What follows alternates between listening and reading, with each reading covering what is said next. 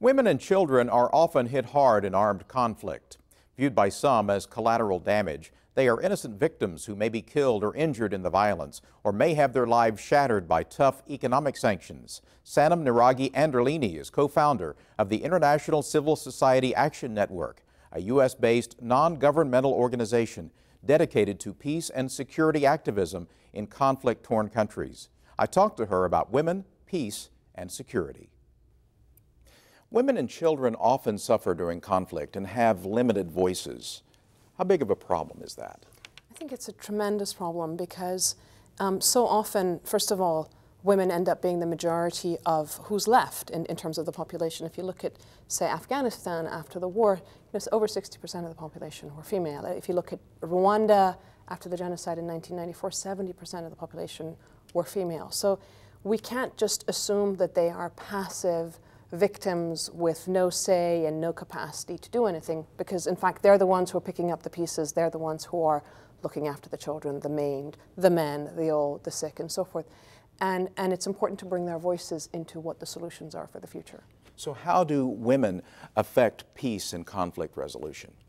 We see it in different levels. On the one hand, I think you see at a community level that very often they are the ones who are moderating between the different sort of sectors that might be fighting. So if you go back to Northern Ireland, we found Catholic and Protestant women working together and promoting a common vision of the society that they wanted afterwards. And they used their connections and their identity as women to then go back to their own religious communities. This is something that we see in many countries around the world. So it's using their, let's say, their experiences and their commonality as women to address the differences that maybe come through ethnic or religious or other differences that exist. How do women approach conflict differently than men?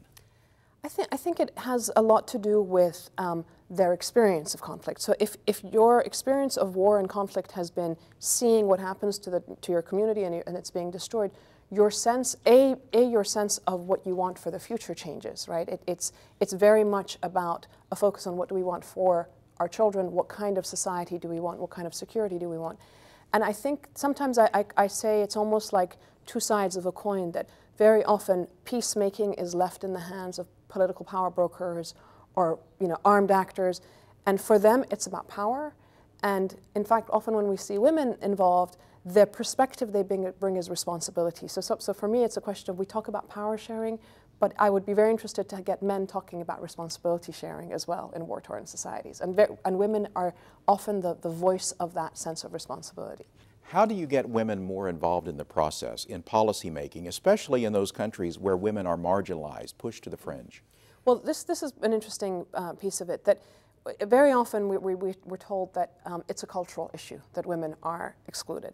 Actually, it happens all over the world, so there's a universal element, and I think it has to do far more with power than with culture, and it's to do with the way business has been done.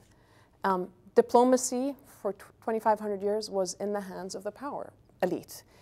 In the last 20 years, we've seen non-state armed actors being recognized as parties that come to a table. So, if you go back to the 1980s, Nelson Mandela was considered a terrorist by some people. Well, of course, he isn't, and things have changed. The problem is that women are often not, when they mobilize, they're not armed. And our models are still around bringing armed actors to decide not only the end of war, but what peace will look like. And the shift that we're trying to make is to say, actually, non-armed, non-state actors, i.e. ordinary citizens who mobilize and want things that are better for their society, they should have a legitimate voice at the table.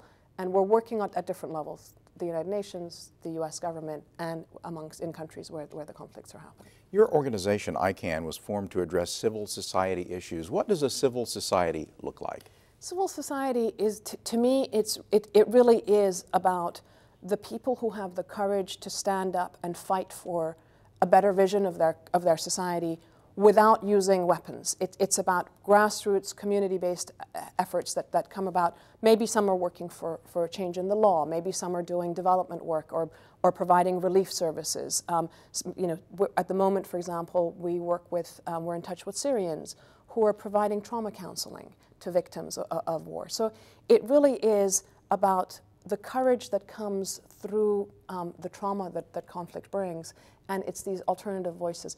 We have civil society here, of course. We have human rights organizations, civil rights organizations. In a sense, the nonprofit world that takes on so much of the services that we need for caring for the most marginalized voices. And that, to me, is the best part of civil society. It's bringing out the voices of those who are often left without much of a voice. Thank you for visiting with us, Sanam Anderlini. Thank you very much for having me. Good to have you here. Thank you.